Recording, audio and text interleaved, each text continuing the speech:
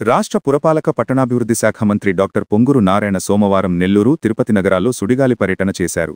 వేకువజామున నెల్లూరు ఎన్టీఆర్ నగర్లో తుఫాను వానను సైతం లెక్క చేయకుండా మంత్రి నారాయణ ఇంటింటికి వెళ్లి పెన్షన్ పంపిణీ కార్యక్రమాన్ని చేపట్టారు.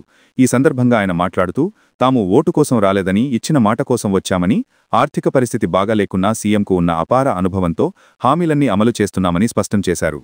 తదుపరి తిరుపతి ఐఐటి కాలేజీలో జరిగిన 8వ ఇండియన్ లీన్ కన్స్ట్రక్షన్ కాన్ఫరెన్స్లో పాల్గొన్న మంత్రి నారాయణ ఐఐటిలోని టెక్నాలజీ ఇన్నోవేషన్ హబ్ను పరిశీలించారు. నిర్మాణ రంగంలో వృధాను, సమయాన్ని తగ్గించడంతో పాటు డబ్బు ఆదా చేసే లీన్ కన్స్ట్రక్షన్ విధానాన్ని మున్సిపల్ మరియు పట్టణాభివృద్ధిలో వినియోగించుకుంటామని ఆయన ప్రకటించారు.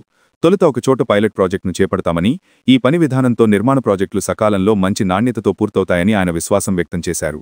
తర్వాత నెల్లూరు చేరుకుని తన క్యాంపు కార్యాలయంలో ముఖ్యమంత్రి సహాయ నిధి సీఎంఆర్ఎఫ్ చెక్కులను లబ్ధిదారులకు పంపిణీ చేశారు.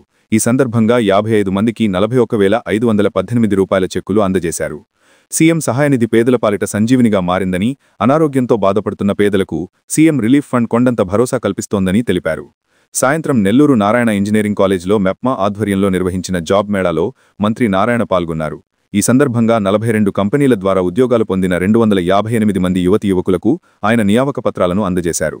పారిశ్రామిక ప్రగతి కోసం ముఖ్యమంత్రి చంద్రబాబు, యువనేత లోకేష్ కృషి చేస్తున్నారని తెలిపారు. 20 లక్షల ఉద్యోగాలు కల్పించాలన్నది తమ ప్రభుత్వ లక్ష్యమని, పరిశ్రమల స్థాపనతోనే ఇది సాధ్యమవుతుందని అన్నారు. హార్డ్వర్క్ చేయకుంటే సక్సెస్ సాధించలేరని యువతకు సూచించిన మంత్రి, తాను గోల్డ్ మెడల్ సాధించిన స్థాయి నుంచి, గంటకు 4 రూపాయల జీతానికి పనిచేసిన స్థాయి నుండి విద్యాసంస్థను నెలకొల్పి దేశవ్యాప్తంగా విస్తరింపజేశానని తన వ్యక్తిగత అనుభవాన్ని పంచుకున్నారు.